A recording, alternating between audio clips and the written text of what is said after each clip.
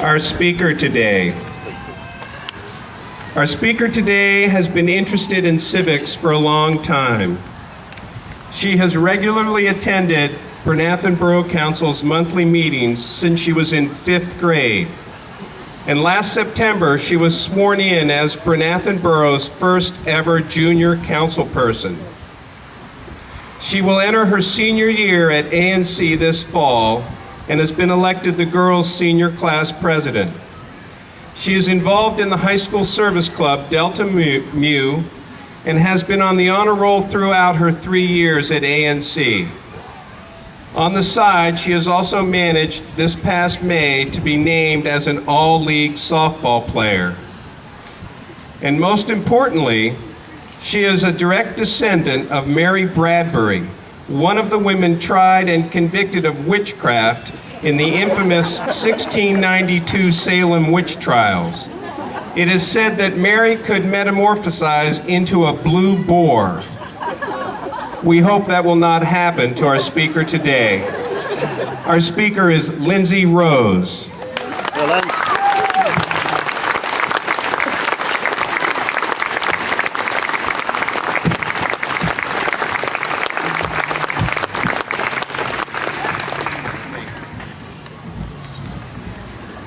And I'm not a witch.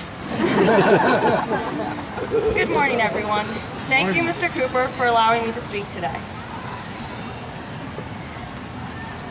Service, sacrifice, selflessness.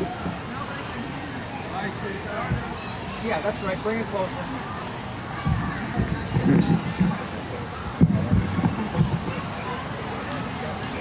Hello? Thank you. Can you hear me now?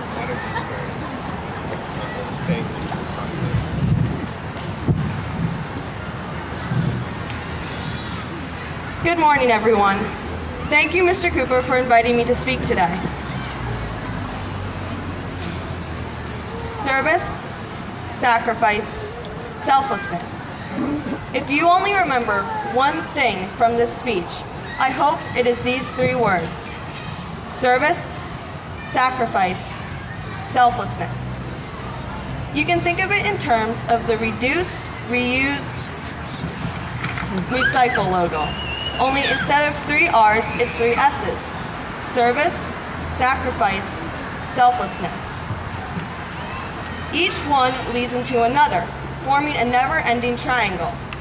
It is these 3 ideas that freed us from the British rule, that brought us here today, that can lead us to a better place. Sacrifice. July 4th, 1776 was closer to a death sentence than to a celebration. To us, July 4th is a holiday celebrating the acceptance of the Declaration of Independence. But back in 1776, the 56 men who signed this declaration knowingly committed an act of high treason against the British Crown. They weren't ignorant of the punishment that would inevitably follow. They knew King George would hunt them, and they did not know what they would find when they returned to their homes from meeting in Philadelphia. Some returned to find their properties destroyed, their homes burned to the ground. Some found that their wealth had been confiscated. Some found their families gone, captured by the British. Some only narrowly escaped themselves.